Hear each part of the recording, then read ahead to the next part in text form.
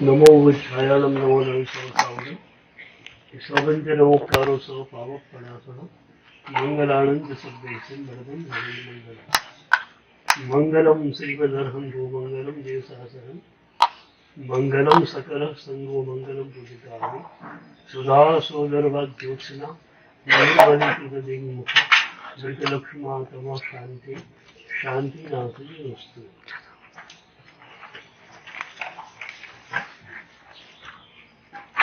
સ્થૂળ તપાચારમાં બાહ્ય તપના 6 પ્રકાર, સૂક્ષ્મ તપાચારમાં અભ્યંતર તપના 6 પ્રકાર. વિનય અને વિયાવચ એટલા માટે જરૂરી છે કે સાધનામાં આગળ જવા માટેનું એક સહાયક બળ એનાથી મળે છે. સાધનામાં અવરોધ અહંકારનો છે. એ અહંકારને તોડશે વિનય અને વિયાવચ. વિનય ચૂકવું, વડીલોની ભક્તિ કરો, સેવા કરો. આપણને એમ થાય કે અહંકારને ડિલીટ કરવા માટે વિનય તો આપેલો જ હતો, વિયાવચ કેમ આપ્યું? બહુ જ મનોવૈજ્ઞાનિક આયામની વાત છે. આપણે બધા ભારતીયો છીએ. આપણા લોહીમાં એક સંસ્કાર છે કે વડીલો તરફ ઝૂકવું. તો એવું બની શકે કે ઝૂકવાની ક્રિયા ચાલુ રહે, અહંકાર ટકતા રહે. એટલે એ અહંકારને શિથિલ બનાવવા માટે વિયાવચ આપી. નાનામાં નાનો છે, આજનો નવ દીક્ષિત છે, સેવા કર, ઝૂક. પેલા મુનિરાજ જ્ઞાન થયા છે, જા સેવા કરે. તો એ વિયાવચ દ્વારા તમારો અહંકાર શિથિલ બનવો જોઈએ. અને જે વિયાવચ દ્વારા તમારો અહંકાર શિથિલ ન બને એ વિયાવચ પ્રભુએ કહેલી વિયાવચ છે. જે હું આની સેવા કરું, કાલે મારી સેવા કરશે, આ અપેક્ષા વાળી વિયાવચ હોય તો એ પ્રભુએ કહેલી વિયાવચ નથી. અને એ અહંકાર જશે આપણો તો તવ્યાણ સેવણા આવશે, તો જ સુહગુરુ જોગો આવશે. શાસ્ત્રમાં વાત આવે છે, બે મુનિવરોને ગુરુદેવે સાંજે કહ્યું કે કાલે સવારે તૈયાર થઈ જજો, તમારે એક જગ્યાએ જવાનું છે, એક જ્ઞાન મહાત્મા છે એની સેવા માટે. બીજી સવારે બંને મહાત્મા ભેટ બાંધી તૈયાર થઈ ગુરુદેવ પાસે આવ્યા, વંદન કર્યું, પચકાણ લીધું. પછી પૂછ્યું, સાહેબજી જઈએ અમે? તો ગુરુ કીધે, ના હવે તમારે નથી જવું, તમે બેસી જાઓ. તરત એ લોકોએ ભેટ બાંધેલી ભેટ છોડે છે, આસન પર બેસી જાય છે અને સ્વાધ્યાય શરૂ કરે છે. એટલે એ જ વખતે ગુરુદેવ બીજા બે સાધુને બોલાવે છે, અહીં આવો, તમારે જવાનું છે, તૈયાર થઈ જાઓ. આ નજરે જોવા છતાં પેલા બે મુનિવરોનો કોઈ વિચાર આવતો નથી. ભાઈ અમે શું ખોટા હતા? હવે તૈયારથી નાખી ગયા. તમારું કામ નથી, તમે બેસી જાઓ. તો શું વિયાવચ કરવામાં અમે નિપુણ નથી? અમે સેવા નથી કરતા કોઈની? કોઈ જ વિચાર નહીં. ગુરુ નાનકના જીવનની એક ઘટના આવે છે. એક વાર બેઠેલા હોય છે, એક શિષ્ય આવ્યો. કોઈ પણ શિષ્ય હોય કામ સેવા તો માંગે છે, સાહેબજી સેવા. તો ગુરુએ કહ્યું, પેલી જગ્યા છે ને ત્યાં એક ઝૂંપડી બનાવવી છે.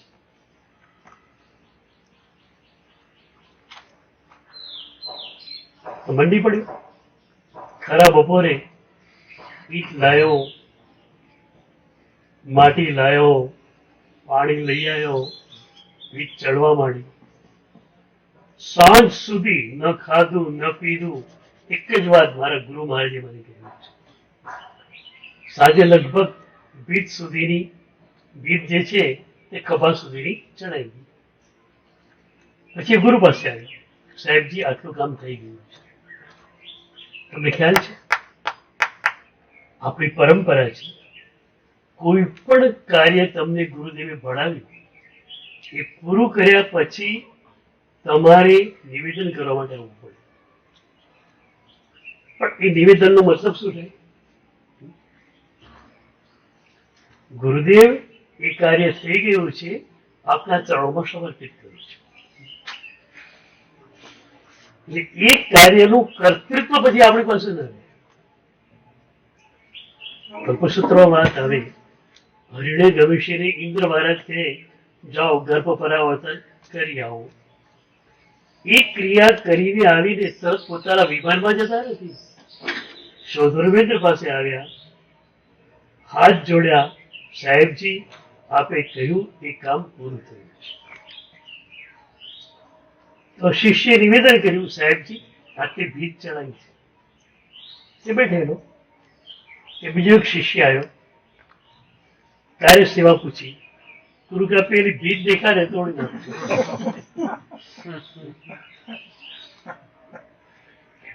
છતાં આના મનમાં કોઈ વિચાર પણ થતો નથી.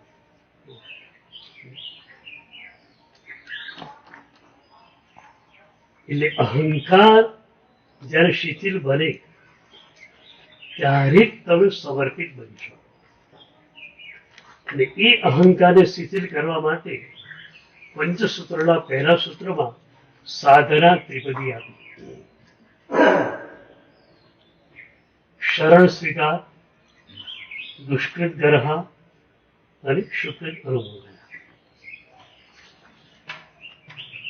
દુષ્કૃત ગરહા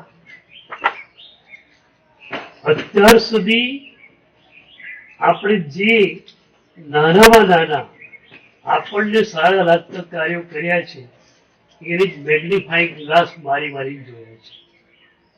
મેં કેટલું સરસ કર્યું, મેં કેટલું સરસ કર્યું, મેં કેટલું સરસ. અને બીજાના બહુ મોટા કાર્યોને પણ આપણે જોયા નથી. પંચસૂત્રમાં સ્પષ્ટ કહ્યું, ટીકામાં સુકૃત અનુમોદન વખતે પરિશ્રમ સુકૃતાનામ અનુમોદન. તમારા સુકૃતિને અનુમોદના કરવાની વાત નથી. એ અનુમોદના કરવાનું શું થાય? અહંકાર ડિલીટ થતો જ જાય, ધોવાતો જ જાય, ધોવાતો જ જાય. આ મહાત્મા કેટલા ગુણ્ય, આ મહાત્મા કેટલા ગુણ્ય, આ મહાત્મા કેટલા ગુણ્ય. એટલે અહંકાર જેમ શિથિલ બને, નમસ્કાર ભાવ પ્રબળ બને.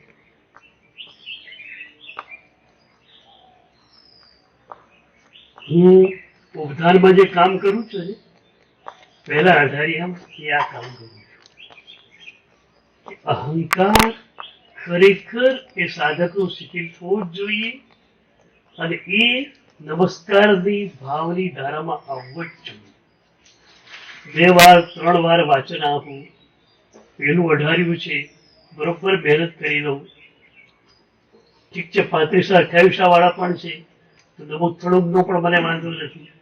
ઓગસ્ટ પણ વાંચન લઈ લઉં. કે 3 ભક્તિ સૂત્રો છે. એ વખતે હું એક ખાસ એક્ઝામ્પલ આપતો હોઉં છું. એ પણ જર્મનીનું જ છે. જર્મનીના એક પહેલા પ્રોફેસર,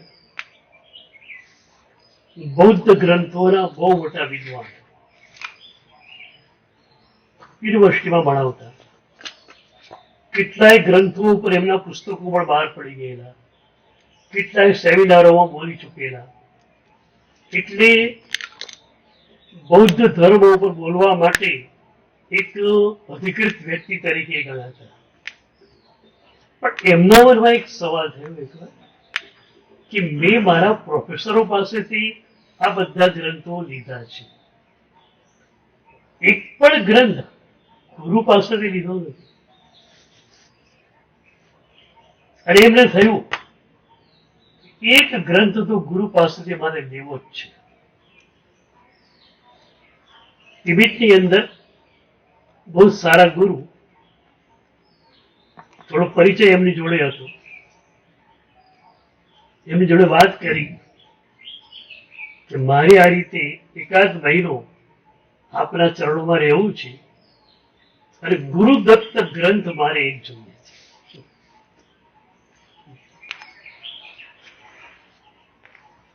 એની સાથે સાથે પોતાના જેટલા પુસ્તકો બહાર પડેલા એ પણ ગુરુને મોકલી આપ્યા. અને ગુરુએ કહ્યું એ દિવસે પહોંચી ગયા તિબેટ. હોટેલમાં ઉતર્યા, ગુરુ પાસે જઈ આવ્યા. ગુરુએ સમય આપ્યો, આ સમય ત્યારે આવવાનો.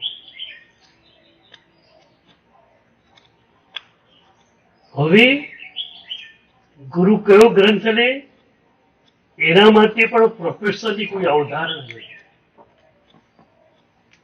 એક જ વાત છે, ગુરુના શ્રીમુખે એક ગ્રંથ લેવો છે. ગુરુએ એક મહિનો એમનો રોકાવાનું છે એટલે નાનકડી 10 પાનાની એક ટેક્સ્ટ નક્કી કરી અને એ નમસ્કાર ભાવ ઉપરની જ હતી. અને એના ઉપરનું પુસ્તક પ્રોફેસરે ગુરુને મોકલાયું હતું. પ્રોફેસરે વાંચી, ગુરુએ વાંચીને કચરા ટોપલીમાં નાખી દીધું.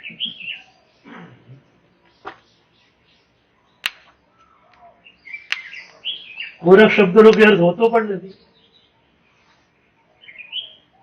બપોરે 3 વાગે પ્રોફેસર આવી ગયા, વંદન કરીને બેઠા અને ગુરુએ આ નમસ્કાર ભાવ ઉપરનું સૂત્ર શરૂ કર્યું. હવે એ ગ્રંથ ઉપર નહીં નહીં તો 100 વારે બોલી ચુક્યા હશે. એ ટેક્સ્ટ બુક હતી એટલે ભણાવવી જ પડે. વર્ષોથી ભણાવતા હતા. સેમિનારોમાં પણ આ જ ગ્રંથ ઉપર બોલતા અને પુસ્તકમાં પણ આ જ એમનું ફેવરિટ હતું. ગુરુએ બી જોવાનું હોતું જ નહીં. ગુરુ તો પ્રોફેસરને જોયા, એને ચહેરાને જોયું. માણસ અક્કડ છે, હજુ વિદ્વાન છે પણ અક્કડ છે. એના અહંકારને ડિલીટ કરી નાખ્યું. ગુરુએ આ સૂત્ર લીધું. 2-3 કલાક ગુરુ ઉપદેશ આપે. ગ્રંથમાંથી તો અડધું પાનું માંડ વચ્ચે એક પેરેગ્રાફ બનશે. તો પહેલું અઠવાડિયું ગુરુએ એમાં લીધું હાઉ ટુ ગો, કઈ રીતે ચૂકવું. એક અઠવાડિયું એના ઉપર લેક્ચર્સ થયા. પહેલું જ પાન હાઉ ટુ ગો, કેવી રીતે ઝૂકવું. ગુરુએ કહ્યું કે તું અહીં આવી, એ મને વંદન કર્યું. એ વંદન ખરેખર વંદન નહોતું.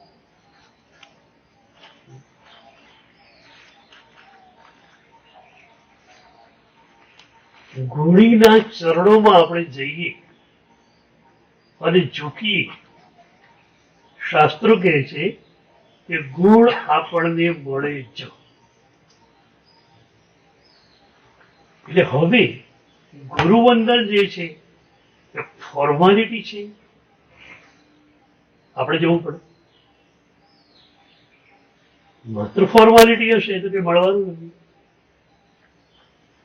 એક એક સદગુરુને વંદન કરો અને એમના જે ગુણો છે એ મેળવવાની ઈચ્છા કરો. ગુરુ ઉદાર છે, તમને આપી દેશે. માત્ર ચૂક્યા કે મળ્યું કોઈ ગ્રંથો વાંચવાની બહુ જરૂર નથી. હું ઘણી વાર કહું છું, કોઈ પણ સાધકને દીક્ષા લેવી હોય તો કેટલો અભ્યાસ જોઈએ. દીક્ષા પહેલા, દીક્ષા પછી આવશ્યક ક્રિયાનું સૂત્રો એને આવડતા હોય તો વધારેનો અભ્યાસ કેટલો જોઈએ? તો શાસ્ત્રે સ્પષ્ટ કર્યું કે ગુરુની આજ્ઞાને ડીકોડ કરતા આવડે, ગુરુની આજ્ઞાને સમજતા આવડે એટલું જ્ઞાન હોય તો પૂરતું છે, વધારે જરૂર નથી. એ તમે ગુરુ સુપરવિઝનમાં છો ને. ગુરુ તમારી પૂરી કેર કરે છે. બેટા તારે આમ કરો, બેટા તારે આમ નહીં કરવું. એક ડોક્ટર, MS ડોક્ટર કે MD ડોક્ટર, એમાં બધું સ્પેશિયાલિસ્ટ થયેલો હોય. લગભગ 20 થી 22 કે 23 વર્ષ સુધી એ ભણે છે, ત્યારે એ સ્પેશિયાલિસ્ટ બને છે. એનું જ્ઞાન તમને મળી જાય છે. તમે માત્ર એની પાસે જાઓ છો, તમે એની ફી ચૂકવો છો. 23 વર્ષમાં એને જે મેળવ્યું છે એ જ્ઞાન તમને 5 મિનિટમાં આપી દે છે. તમારું આ દર્દ છે, તમારે આ દવા લેવાની છે, અઠવાડિયે મને મળજો તો ઓકે થઈ રહ્યા જશે. આપણે મેડિકલ બુલેટિન્સ વાંચી વધે કેટલા વાંચશે? અહીંયા પણ જે સદગુરુ જે છે, જે ગીતાર્થ છે, એ ગીતાર્થ સદગુરુના ચરણોમાં આપણે સમર્પિત થઈ ગયા. ગુરુ કે તે કરવું છે. તમારી પાસે કેટલું જ્ઞાન હોય જરૂરી નથી. માસ્ટર સુબરી જ્ઞાની બની જ ગયા, સૌથી જ્ઞાની બની ગયા. એટલે જ મહત્વની વાત એ પકડવાની છે કે જ્ઞાનાવળીના ક્ષયક્ષમ કરતા મોહરીના ક્ષયક્ષમ પર વધાર આપો. મોહરીનો ક્ષયક્ષમ સી રીતે થાય?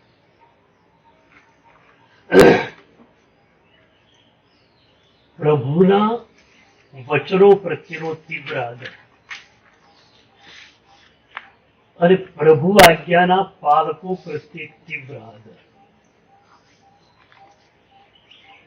આ બે વસ્તુ તમને જો મળી જાય તો મોહનીનો ક્ષયક્ષમ તમે ધારો એટલે કહી શકો. કારણ પ્રભુની આજ્ઞા પ્રત્યે તમે ઝૂક્યા અને પ્રભુની આજ્ઞાના પાલકો પ્રત્યે તમે ઝૂક્યા. બસ ઝૂકો એ જ મોહનીનો ક્ષયક્ષમ.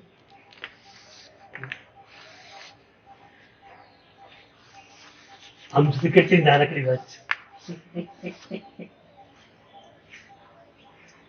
જે મોહનીએ અનંતા જન્મોથી આપણે નરક અને નિગમનની સફર કરાવી, એ જ મોહનીનો ભૂક્કો કાર્ય આટલાથી બોલી શકે એમ છે.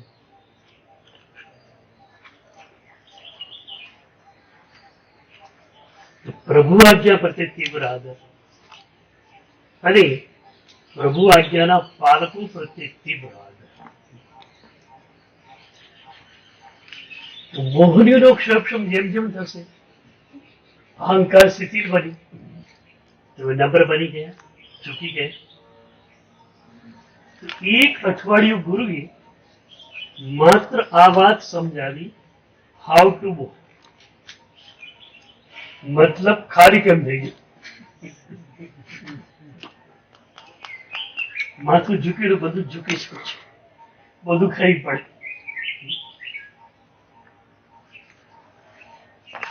આપણે ત્યાં બે વાત છે, તમે ખાલી થઈને આવો તો ગુરુ તમને ભરી આપે. તમને ખાલી થતા પણ ન આવડતું હોય તો ગુરુ તો કોરો ચેક આપી દો, ગુરુ તમને ખાલી કરી દેશે. બહુ સર્વિસ છે. ખાલી થયેલા છો ગુરુ તમને ભરી દેશે. ખાલી નથી થઈ શકતા તો એ વાંધો નથી, સદગુરુ એના માટે બેઠા છે. સદગુરુ પ્રોપરલી પરફેક્ટલી કામ કરશે, તમને દોષ મુક્ત બનાવવાનું. પણ ક્યારે થઈ શકે? તમે ટોટલી સરેન્ડર હોય ત્યારે. નિષ્ણાત ડોક્ટર ઓપરેશન કરે તો પેલો હોસ્પિટલમાં એડમિટ જ ના થાય, ડોક્ટર શું કરે? મને છે ને એક નવાઈ લાગી કે સમર્પણ અઘરું કેમ પડે છે? બધી તમે સમર્પણ તો કરતા જ આવ્યા છો. હોસ્પિટલમાં ગયા તો ડોક્ટરનું સમર્પણ, એક એટલું જ ખાવાનું, એક એ દવા લેવાની.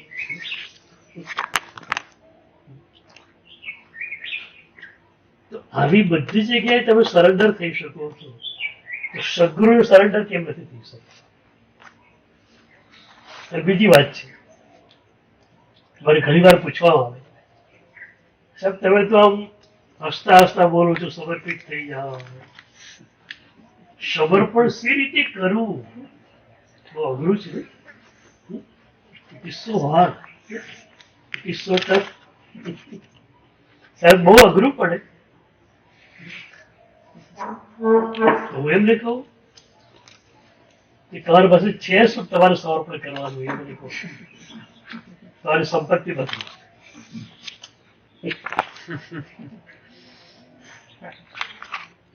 એક ગ્રહસ્થ હોય તેની પાસે સંપત્તિ પણ છે, પૈસા છે. પૈસા પુણ્યના ઉદયથી મળ્યા છે, માલિક પુણ્ય છે અને પેલા પ્રભુ છે. તારી પાસે શું છે? એક ગંદુ શરીર અને બીજું ગંદુ મન.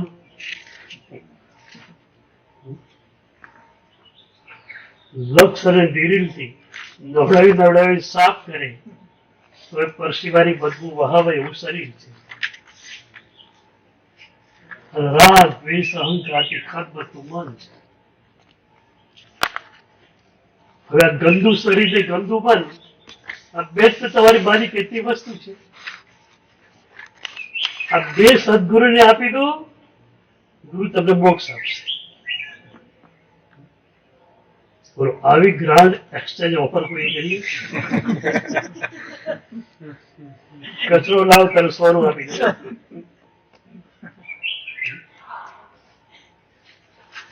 મને સમજાય કે તમે ક્યાં અચકાઓ છો સમર્પિત થવાનું.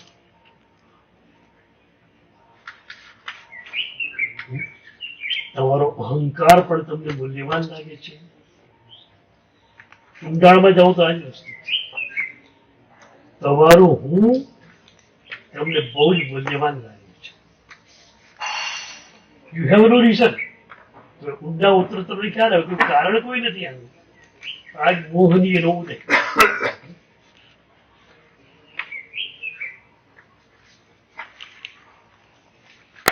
તમે એક જાગૃત સાધક હોય, એક માર્ગ કરી જુઓ,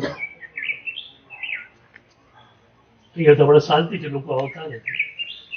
વ્યસ્ત શહેરમાં હોય ત્યારે ખાસ માર્ગ કરી જુઓ રાતના સમય કે વહેલી સવારે તમે ઉઠ્યા, મોડી રાત્રે તમે ઊંઘ્યા, સુવાની તૈયારી કરી રહ્યા છો. હવે સવારથી અત્યાર સુધીમાં જે વિચારો આવેલા તમને એની ટેપને રીટેક કરો, કેસેટ આખી રીટેક કરો, ફરીથી ઉઠલાવો. તો 10-15 મિનિટે હું આવશે. મેં પેલા આમ કહ્યું, પેલો ઇમ્પ્રેસ થઈ અને પેલો થયો તું થઈ છે. તે નોંધ લીધી લખી ઇમ્પ્રેસ થઈ.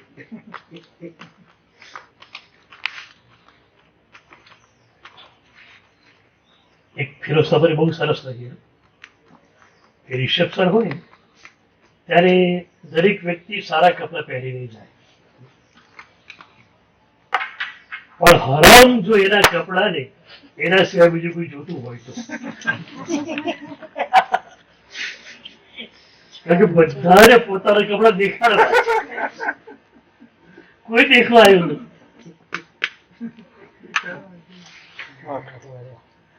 આ જ વાત સંગોષ્ઠીમાં બની.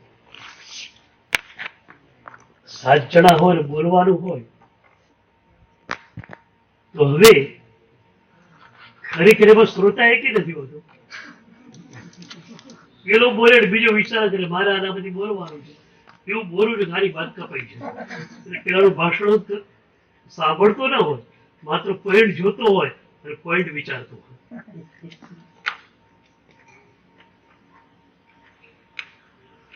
એક વાર છે બહુ મજાની વાત થઈ. એક બહુ પ્રસિદ્ધ સંતે સંગોષ્ઠી રાખી અને એમાં દેશના ઉચ્ચ વિદ્વાનોને બોલાવેલા. મોરારજીભાઈ દેસાઈ પણ હતા. હવે પ્રવચન જુદી વસ્તુ, સંગોષ્ઠી જુદી વસ્તુ. પ્રવચનમાં એક કે બે પ્રવક્તા છે, બીજા બધા ઓડિટોરિયમમાં સામે બેસનાર. સંગોષ્ઠીમાં તો બધા એક સરખી રીતે મંચ પર બેઠેલા હોય, એક પછી પેલા સંત જે છે ઊંચે બેઠેલા, એમનું સ્ટેજ બહુ ઊંચું અને આ બધા લોકોનું સ્ટેજ નીચું હતું. મોરારજીભાઈ તો સ્પષ્ટભાષી માણસ, કે ચાલો સંગોષ્ઠીની શરૂઆત કરવાની છે, હું સંગોષ્ઠીની શરૂઆત કરું. આયોજકોનો મારો પ્રશ્ન છે કે આ સંગોષ્ઠી એક પ્રવચન છે, તમે શેના માટે અમને લાયા છે? જો સંગોષ્ઠી હોય તો બધાનું સ્થાન સરખું જ હોય, કોઈ ઊંચું કોઈ નીચું એવું ના હોય.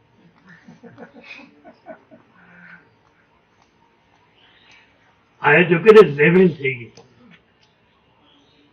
કે સાહેબ તો ગુરુ છે, ગુરુ હોય તો તમારા, અમારે શું છે?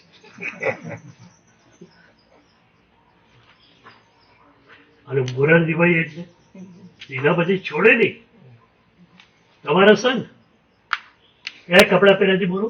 મિલના કપડા. કેટલી હિંસા થાય એમાં ખબર છે? હું ખાદીને જાતે વળું છું, જાતે વળેલી ખાદીના કપડા પહેરું છું. હું વિલાયતી દવા એક લેતો નથી. તમારે સંતરી પૂછો કેટલી લે છે?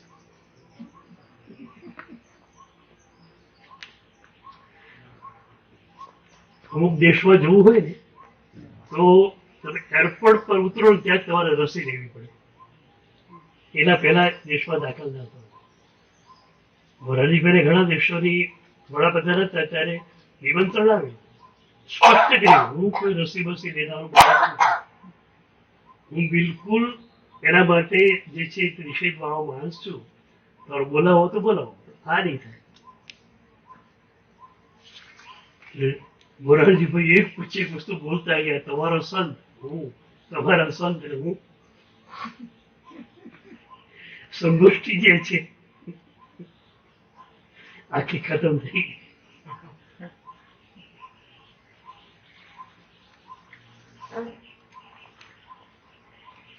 મુંબઈ વાનકેશ્વર હતું ચોમાસું, તો હેંગિંગ ગાર્ડન તરફ જાઉં મોર્નિંગ વોકમાં. એક ભાઈ મારી જોડે આવતા, મને કે સાહેબ મહારાષ્ટ્ર સરકારના બધા મિનિસ્ટરો વાલકેશ્વરી ટેકરી ઉપર જ છે, બધા એના બંગલા અહીંયા જ છે. મારે બધાની જોડે આમ ક્રોસ કોન્ટેક્ટ છે. તમે કોઈ મંત્રી તમારી સભામાં નહીં આવું. કીધું મારે એક મંત્રી જોઈએ જ નહીં.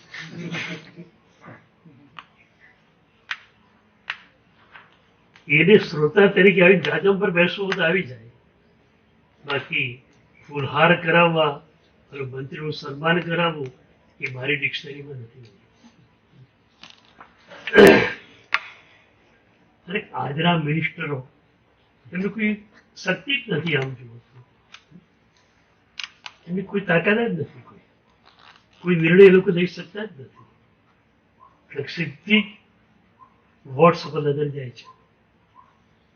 અમુક કોમને દુભવી ન શકાય, અમુકને આમ રાજી રાખવા પડે, એટલે કોઈ જ વાસ્તવિક નિર્ણય એ લોકો લઈ શકતા નથી. એક અઠવાડિયા સુધી ગુરુએ કેમ ઝૂકવું એ શીખવાડ્યું. બોલો સમજી ગયા ને? કઈ આપવાનું છે નહીં, મૂડી છે નહીં. સુદામાએ તાંદુલ આપવાના છે, કૃષ્ણ સોનું આપવાના છે.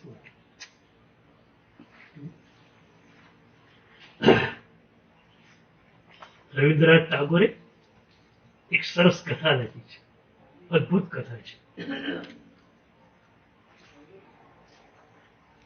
સ્વપ્ન ચાલતું હતું. એક ભિખારી હતો અને રોજ થોડા થોડા દાણા માંગી આવતો અને એમાંથી જ એનું જીવન ચાલતું. દાણા માગીને ઘરે આવ્યો ભિખારી. ભિખારીનું સપનું ચાલે છે અને દાણા ભરેલી થેલી હતી, ખીટીએ લટકાવી છે. ત્યાં જ સોનાનો એક રથ એના દ્વાર પાસે આવે છે. બાબુ થઈ ગયો, કોણ આવ્યું હશે? ઉઠ્યો, નીચે ઉતર્યો કોઈ માણસ અને હું ભગવાન કે છે તો આ નહીં હોય. સોનાનો રથ છે, ખૂબ તેજસ્વી રૂપ છે. તો એ ભગવાન કે છે અને થોડા દાણા આપને, તારી જોડીમાંથી થોડા દાણા આપને. તો ભિખારી દાણા આપતા જીવ કેમ ચાલે? છતાં ગણીને 15 દાણા ચોખાના આપી દીધા. પેલા કે બસ બસ હવે વધારે નહીં, હું તો રખડી તો લાવું છું. રથ પસાર થઈ ગયો. પછી પેલા જોડી ઉતારી તો 15 સોનાના ચોખા અંદર હતા. હવે ની કેટલો પસ્તાવો.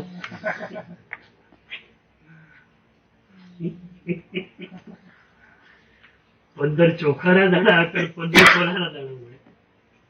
બધું આપી દીધું હોત તો હું ઝૂંપડીમાંથી વહેલવા પહોંચી જાય. એટલે અનંત જન્મોથી આપણે પણ બચીને ચાલ્યા છીએ. પરમ ચેતનાના સમુદ્રના કિનારે ગયા પણ ખરા. એક છલાંગ જ લગાવવાની હતી, એક જ વાત. પછી મારું હું નહીં રહેતો. પરમ ચેતનામાં, ગુરુ ચેતનામાં હું વિલીન થઈ જાઉં પછી મારા હું નું શું?